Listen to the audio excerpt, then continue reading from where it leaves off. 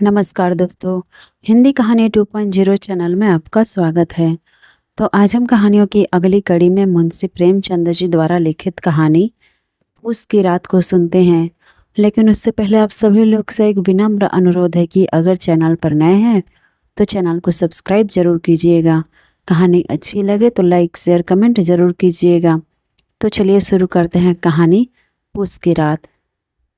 हल्कू ने आकर स्त्री से कहा, सहना आया है, लाओ जो रुपए रखे हैं उसे दे दूं, किसी तरह गला तो छूटे।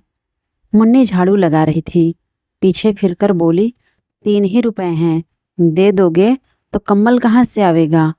माघ पूस की रात हार में कैसे कटेगी? उससे कह दो फसल पर दे देंगे, अभी नहीं। हल्कू एक क्षण और निश्चित दशा में खड़ा रहा। पूस सिर पर आ गया। कंबल के बिना हार में रात को वह किसी तरह नहीं सो सकता, मगर सहना मानेगा नहीं। घुड़कियाँ जमावेगा, गालियाँ देगा। बला से जाड़ों में मरेंगे, बला तो सिर से टल जाएगी।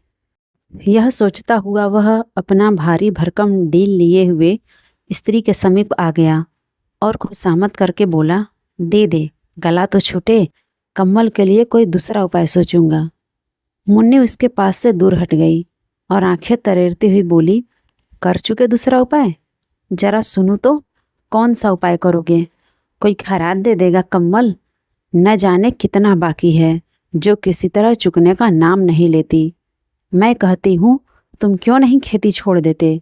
मर मर काम करो, उपज हो तो बाकी दे दो। चलो छुट्टी हुई, बाकी चुकाने के लिए ही तो हमारा जन्म हुआ है। पेट के लिए मजूरी करो, ऐसी खेती से बाज आए। मैं रुपए न दूंगी न दूंगी। हल्कू उदास होकर बोला, तो क्या गाली खाऊं? मुन्नी ने तड़प कर कहा, गाली क्यों देगा? क्या उसका राज है? मगर यह कहने के साथ ही उसकी तनी हुई भौहें ढीली पड़ गई। हल्कू के उस वाक्य में जो कठोर सत्य था, वह मानो एक भीषण जंतु की भांति उसे घूर रहा था। उसने जाकर आले पर से रुपए निकाले और लाकर हल्कू के हाथ पर रख दिए।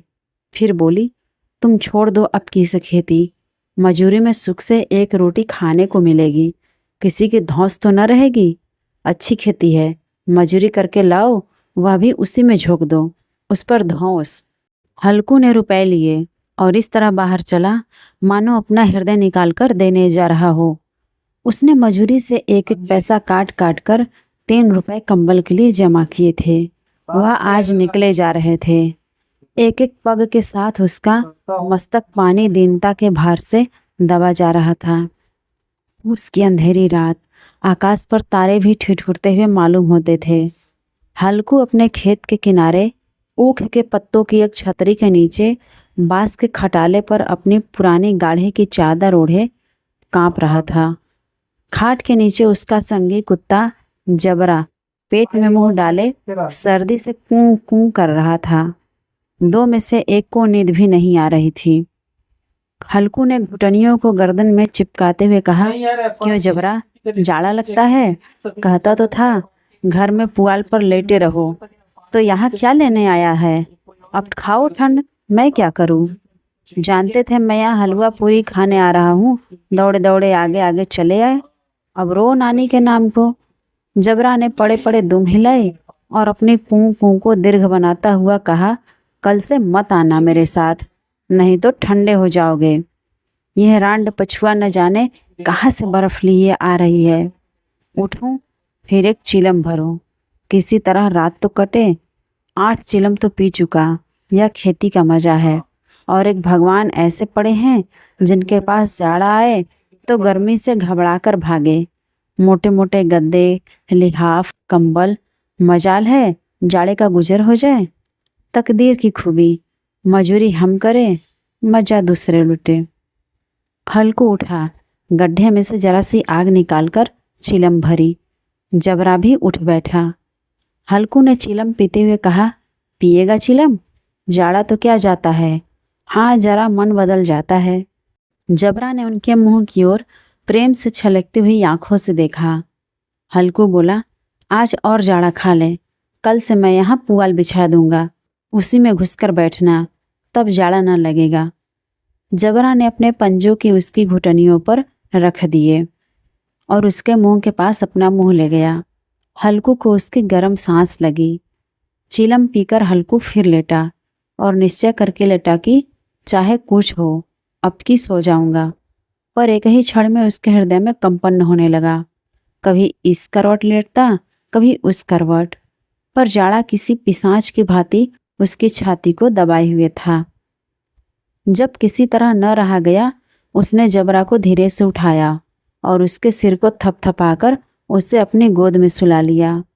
कुत्ते की देह से जाने कैसी दुर्गंध आ रही थी, पर वह उसे अपनी गोद में चिपटाए हुए ऐसे सुख का अनुभव कर रहा था जो इधर महीनों से उसे न मिला था।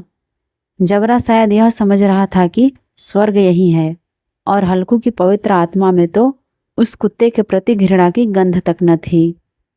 अपने किसी अभिन्न मित्र या भाई को भी वह इतनी ही तत्परता से गले लगाता। वह अपनी दीनता से आहत न था जिसने आज उसे इस दशा को पहुंचा दिया। नहीं, इस अनोखी मैत्री ने जैसे उसकी आत्मा के सब द्वार खोल दिए थे और उनका एक एक अणु प्रकाश से चमक रहा था। सहसा जबरा ने किसी जानवर की आहट पाई। इस विशेष आत्मीयता ने उसमें एक नई स्फूर्ति पैदा कर दी जो हवा के ठंडे झोंकों को तुच्छ समझती थी। वह झपट कर उठा और छपरी से बाहर आकर भौंकने लगा। हल्कू ने उसे कई बार चुमकार कर बुलाया, पर वह उसके पास न आया। हार में चारों तरफ दौड़ दौड़ कर भौंकता रहा। एक क्षण के लिए आ भी जाता तो तुरंत ही फिर दौड़ता। कर्तव्य उसके हृदय में अरमान की भांति ही उछल रहा था। 1 घंटा और गुजर गया। रात ने शीत को हवा से धधकाना शुरू किया। हल्कू उठ बैठा और दोनों घुटनों को छाती से मिलाकर सिर को उसमें छिपा लिया। फिर भी ठंड कम न हुई। ऐसा जान पड़ता था सारा रक्त जम गया है। धमनियों में रक्त की जगह हिम बह रही है। उसने झुककर आकाश की ओर देखा। अभी कितनी रात बाकी है। सप्तर्षि अभी आकाश में आधे भी नहीं चढ़े। ऊपर आ जाएंगे तब कहीं सवेरा होगा। अभी पहर से ऊपर रात है। हल्कू के खेत से कोई एक गोली के टप्पे पर आमों का एक बाग था। पतझड़ शुरू हो गई थी। बाग में पत्तियों का ढेर लगा हुआ था। हल्कू ने सोचा, चलकर पत्तियां बटोरूं और उन्हें जलाकर खूब तापूं। रात को कोई मुझे पत्तियों बटोरते देखेगा तो समझे कोई भूत है। कौन जाने कोई जानवर ही छिपा बैठा हो। मगर अब तो बैठे नहीं रहा जाता। उसने पास के अरहर के खेत में जाकर कई पौधे उखाड़ लिए और उनका एक झाड़ू बनाकर हाथ में सुलगता हुआ उपला लिए बगीचे की तरफ चला। जबरा ने उसे आते देखा, पास आया और दुम हिलाने लगा। हल्कू ने कहा, अब तो नहीं रहा जाता जबरू, चलो बगीचे में पत्तियां बटोर कर तापें। टाटे हो जाएंगे तो फिर आकर सोएंगे। अभी तो बहुत रात है। जबरा ने कूं कूं करके सहमति प्रकट की और आगे आगे बगीचे की ओर चल पड़ा। बगीचे में खूब अंधेरा छाया हुआ था और अंधकार में निर्दय पवन पत्तियों को कुचलता हुआ चला जाता था। वृक्षों से ओस की बूंदें टप टप नीचे टपक रही थी। एकाएक एक झोंका मेहंदी के फूलों की खुशबू लिए हुए आया। हल्कू ने कहा, कैसी अच्छी महक आई है जबरू, तुम्हारी नाक में भी तो सुगंध आ रही है। जबरा को कहीं जमीन पर एक हड्डी पड़ी मिल गई थी। वह उसे ही चिंचोड़ने में लग गया था। हल्कू ने आग जमीन पर रख दी और पत्तियां बटोरने लगा। जरा देर में पत्तियों का ढेर लग गया था। हाथ ठिठुरे जाते थे, नंगे पांव गले जाते थे और वह पत्तियों का पहाड़ खड़ा कर रहा था। इसी अलाव में वह ठंड को जलाकर भस्म कर देगा। थोड़ी देर में अलाव जल उठा। उसकी लौ ऊपर वाले वृक्ष की पत्तियों को छू छू कर भागने लगी। उस अस्थिर प्रकाश में बगीचे के विशाल वृक्ष ऐसे मालूम होते थे मानो उस अथाह अंधकार को अपने सिरों पर संभाले हुए हों। अंधकार के उस अनंत सागर में यह प्रकाश एक नौका के समान हिलता मचलता हुआ जान पड़ता था। हल्कू अलाव के सामने बैठा आग ताप रहा था। एक क्षण में उसने दोहर उतारकर बगल में दबा ली। दोनों पांव फैला दिए मानो ठंड को ललकार रहा हो। तेरे जी में आए सो कर। ठंड की असीम शक्ति पर विजय पाकर वह विजय गर्व को हृदय में छिपा न सकता था। उसने जबरा से कहा, क्यों जब्बर, अब ठंड नहीं लग रही है? जब्बर ने कूं कूं करके मानो कहा, अब क्या ठंड लगती ही रहेगी? पहले से यह उपाय न सूझा? नहीं इतनी ठंड क्यों खाते? जब्बर ने पूंछ हिलाई। अच्छा, आओ इस अलाव को कूदकर पार करें, देखें कौन निकल जाता है। अगर जल गए बच्चा तो मैं दवा न करूँगा। जब्बर ने उस अग्नि राशि की ओर कातर नेत्रों से देखा। मुन्नी से कल कह न देना, नहीं लड़ाई करेगी। यह कहता हुआ वह उछला और अलाव के ऊपर से साफ निकल गया। पैरों में जरा लपट लगी, पर वह कोई बात न थी। जबरा आग के इर्द गिर्द घूमकर उसके पास खड़ा हुआ। हल्कू ने कहा, चलो चलो, इसकी सही नहीं, ऊपर से कूद कर आओ। फिर वह कूदा और अलाव के इस पार आ गया। पत्तियां जल चुकी थी। बगीचे में फिर अंधेरा छा गया था। राख के नीचे कुछ कुछ आग बाकी थी, जो हवा का झोंका आ जाने पर जरा जाग उठती, पर एक क्षण में फिर आंखें बंद कर लेती थी। हल्कू ने फिर चादर ओढ़ ली और गरम राख के पास बैठा हुआ एक गीत गुनगुनाने लगा। उसके बदन में गर्मी आ गई थी, पर ज्यों-ज्यों शीत बढ़ती जाती थी उसे आलस से दबाए लेता था। जबरा जोर से भूंककर खेत की ओर भागा।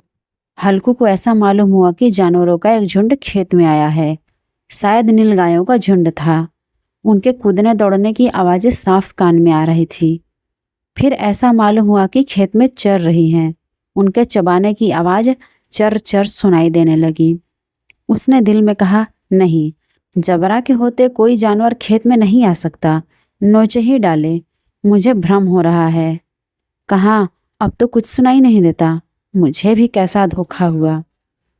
उसने तेज से आवाज लगाई, जबरा जबरा, लेकिन जबरा भौंकता रहा, उसके पास न आया। फिर खेत के चरे जाने की आहट मिली। अब वह अपने को धोखा न दे सका। उसे अपनी जगह से हिलना जहर लग रहा था। कैसा ददाया हुआ बैठा था। इस जाड़े पाले में खेत में जाना, जानवरों के पीछे दौड़ना असह्य जान पड़ा। वह अपनी जगह से न हिला। उसने जोर से आवाज लगाई, हिलो हिलो हिलो। जबरा फिर भूख उठा। जानवर खेत चर रहे थे। फसल तैयार है। कैसी अच्छी खेती थी, पर ये दुष्ट जानवर उसका सर्वनाश किए डालते हैं। हल्कू पक्का इरादा करके उठा और 2-3 कदम चला, पर एकाएक हवा कैसा ठंडा चुभने वाला बिच्छू के डंक का सा झोंका लगा कि वह फिर बुझते हुए अलाव के पास आ बैठा और राख को कुरेदकर अपनी ठंडी देह को गरमाने लगा। जबरा अपना गला फाड़ डालता था। नीलगाय खेत का सफाया किए डालती थी और हल्कू गरम राख के पास शांत बैठा हुआ था।